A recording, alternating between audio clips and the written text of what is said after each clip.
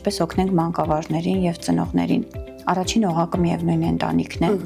Խնդիրները պետք է դիտարկել սկզբում ընտանիքում, հետո նոր դպրոցում։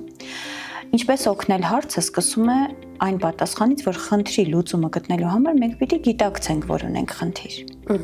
Շատ դեպքերում մենք չենք գիտակցում։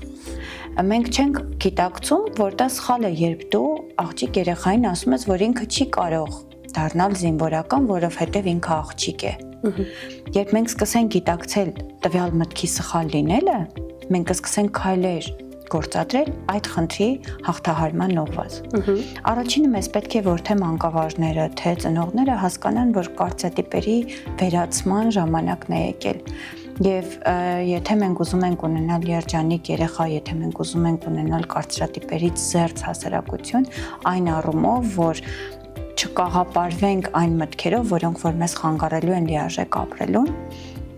այդ փուլում արդեն մենք կսկսենք որոշակի քայլեր գործադրել ուղղված դրանց հաղթահարմանը։